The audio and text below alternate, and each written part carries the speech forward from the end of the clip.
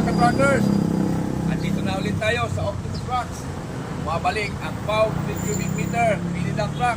Ayan, pwede yan tumawid sa San Juanico Bridge. Mga ka-truckers, eto, meron tayo bagong stock. Shackman Transit Mixer 10 cubic meter.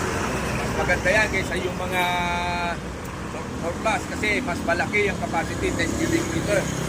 Ito tayo sa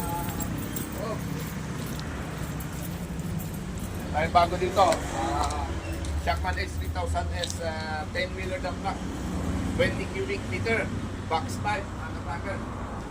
Tapos dito tayo sa likod.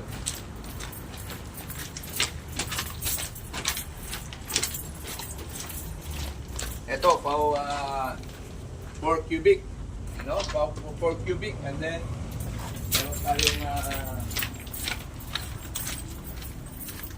Shackman 15 cubic meter. Mga ka-truckers, dito tayo sa Shackman L3000. This is 15 cubic meter 6-wheeler dump truck.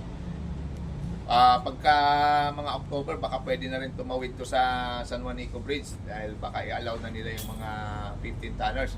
No, tingnan natin yung likod niya.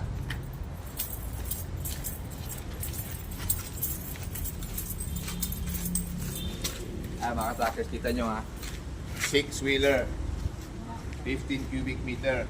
So pwede to sa mga medyo masikip na daanan, no? Para sa 10-wheeler, ito mas barato, mas mura, at the same time mas malaki din ang karga. So mga ka-truckers, ano pang inaantay natin? Pasyal na kayo dito sa Optimus Trucks and Heavy Machineries, or you can call 0916-686-5523 for unit orders and reservation.